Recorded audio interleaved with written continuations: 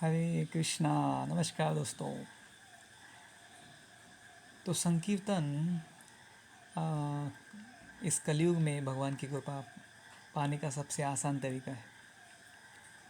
तो संकीर्तन क्यों करना चाहिए? क्योंकि हमारे जीवन में का समस्याएं एक के बाद एक आती रहती है। हम देखते हैं कि चार बड़ी समस्याएं हैं मानव जीवन की।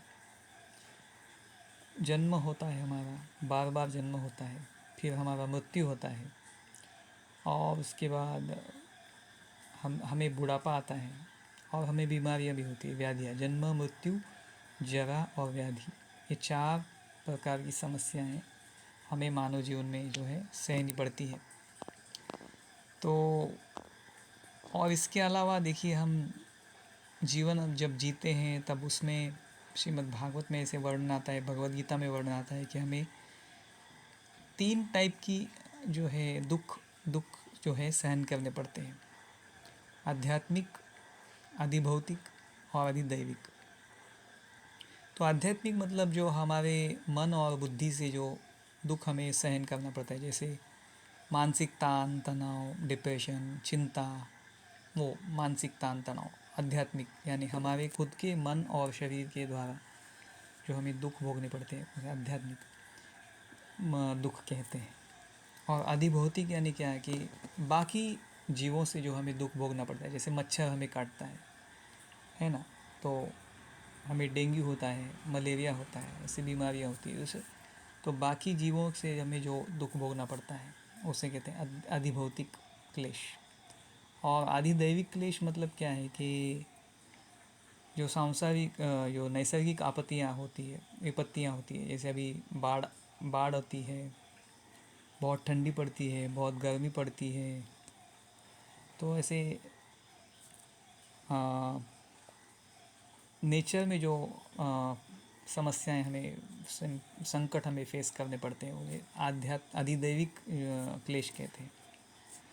तो भगवान की कृपा का आधार ही हमारे लिए एकमात्र आश्रय है इन सभी समस्याओं से बाहर निकलने के लिए।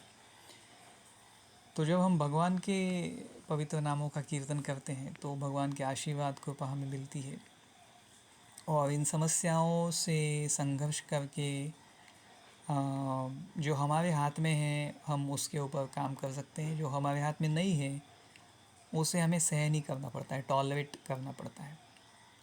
तो वो सहन करने की शक्ति हमें प्राप्त होती है संकीर्तन करने से। और जो हमारे हाथ में है वो भी करने के लिए हमें हिम्मत, जो उम्मीद और आशा, वो शक्ति जो चाहिए होती है, ब्लेसिंग्स, वो हमें प्राप्त होते हैं संकीर्तन करने से।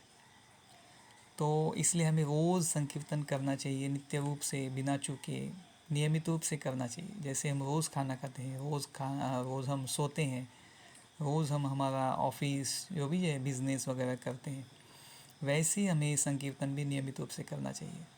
और अभी तो ये पवित्र पुरुषोत्तम अधिक मास आज से शुरू हो चुका है। तो इस पुरुषोत्तम अधिक मास में हम जितना अधिक भक्ति करेंगे उतना ज़्यादा उसका मतलब ऐसा कहा जाता है कि 1000 गुना से भी ज़्यादा फल हमें इस महीने में मिलता है। तो इसलिए हमें संकीर्तन ज़्यादा से ज़्यादा करना है।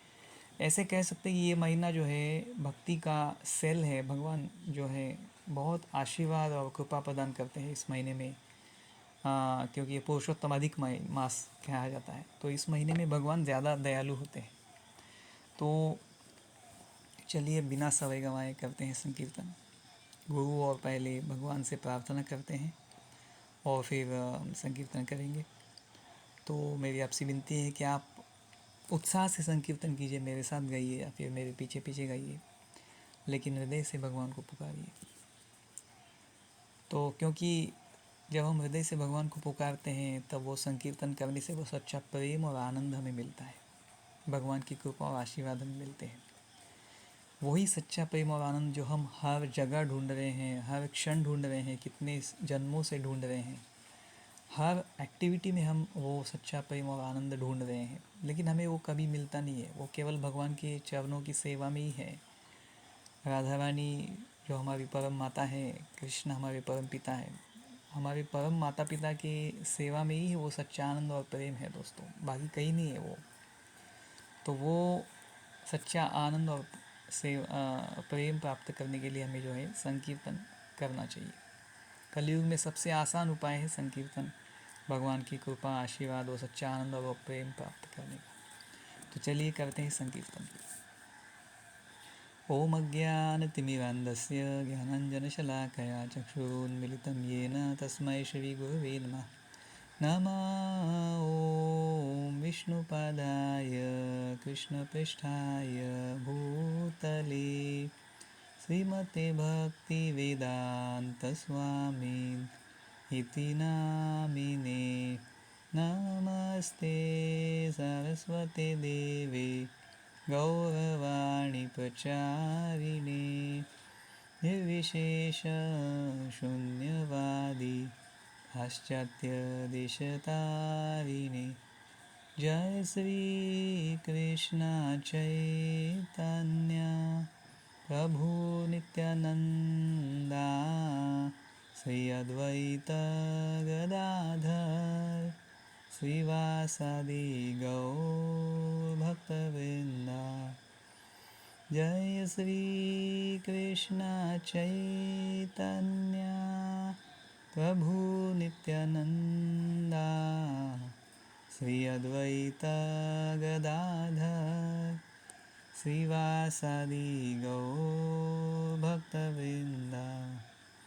जय श्री कृष्ण चैतन्य प्रभु नित्यानंदा श्री अद्वैत गदाधर श्रीवासादि गौर भक्तवृंदा। हरे कृष्णा कृष्ण कृष्ण हरे हरे, हरे राम राम राम हरे हरे। हरे कृष्णा कृष्ण कृष्ण हरे हरे, हरे राम राम राम हरे हरे। हरे कृष्णा कृष्ण कृष्ण हरे हरे, हरे राम राम राम हरे हरे। हरे कृष्णा कृष्ण कृष्ण हरे हरे, हरे राम राम राम हरे हरे। हरे कृष्णा कृष्ण कृष्ण हरे हरे, हरे राम राम राम हरे हरे। हरे कृष्णा कृष्ण कृष्ण हरे हरे, हरे राम राम राम हरे हरे। हरे कृष्णा कृष्ण कृष्ण हरे हरे, हरे राम राम राम हरे हरे। हरे कृष्णा। तो दोस्तों एक चीज़ ध्यान में रखने की बात यह है कि हम जो भी अच्छी चीज़ हम ज़िंदगी में करना चाहते हैं वो शुरुआत में बहुत ही हमें उसमें बिल्कुल अच्छा नहीं लगता वो चीज़ करने को। फॉर एग्ज़ाम्पल देखिए, हम जब व्यायाम करने लगते हैं बॉडी बिल्डिंग करने के लिए, तो शुरुआत में कैसा लगता है, बहुत हमें जो ना आलस आता है, ऐसा लगता है कि नहीं करना चाहिए, क्यों कर रहा हूँ मैं ये। और पर जैसे जैसे हमें वो व्यायाम की आदत लगती है, धीरे धीरे एक्सरसाइज रेगुलरली करने की आदत लगती है, तो देखते हैं हम कि कितना अच्छा लगने लगता है, वो एक उत्साह हमारे अंदर आने लगता है, बॉडी बिल्डिंग होने लगता है, हमारा शरीर जो है तंदुरुस्त होने लगता है। तो वैसे ही देखिए, ये संकीर्तन जो है सबसे कल्याणकारी हमारे लिए भक्ति का मार्ग है, संकीर्तन करना। लेकिन शुरुआत में हमें हो सकता है कि बहुत बोर लगे कि ये क्या बोल रहे हैं हम, कृष्णा कृष्णा क्या लगा रखा है, इससे क्या होने वाला है। लेकिन आप निरंतर संकीर्तन नियमित रूप से करेंगे तो आपको भगवान के वो आशीर्वाद और कृपा हमारे जीवन में, आपके जीवन में हम देख पाएंगे। और फिर और वो सच्चा आनंद और वो प्रेम हम हमारे जीवन में अनुभव कर पाते हैं। भगवान का साक्षात्कार हमें धीरे धीरे होने लगता है। तो इसीलिए हमें जो शुरुआत में कितना भी बोर लगे, कितना भी आलस आए, कितना भी हमें कंटाला जो कहते हैं ना आए, तो वो हमें उस पे ऊपर उसको निगलेक्ट करते हुए हमें निरंतर संकीर्तन करना है। अगर हम निरंतर संकीर्तन करेंगे तो फिर हमें भगवान का वो आशीर्वाद और कृपा वो अनुभव हम कर पाएंगे। तो डेली हमारे साथ संकीर्तन कीजिए, भगवान के आशीर्वाद कृपा अपने जीवन में आप अनुभव कीजिए, और आपके मन में जो भी चिंता, तनाव, टेंशन, एंग्जाइटी जो भी है वो सब नष्ट हो जाएगा। आप हृदय से प्रसन्न हो जाएंगे, आपका मन शांत हो जाएगा, और आप संकटों में भी विचलित नहीं होंगे। ये सब परिणाम हम आपके आपके जीवन में हम देख पाएंगे। तो हमारी विनती है कि आप हमारे इस चैनल को लाइक कीजिए, शेयर कीजिए, सब्सक्राइब कीजिए, और आपके दोस्तों में इन वीडियोस को भेजिए, ताकि आपके दोस्तों को भी संकीर्तन करने का अवसर मिले और उन्हें भी भगवान का आशीर्वाद मिले, वो उनका भी जीवन प्रसन्न हो जाए, और उनके भी मन में जो भी चिंता तनाव है वो नष्ट हो जाए, और वो नए उत्साह, नई उम्मीद के साथ आगे बढ़े। तो थैंक यू सो मच। बने रहिए हमारे साथ, संकीर्तन करते रहिए, भगवान के आशीर्वाद पाते रहिए। हरे कृष्णा।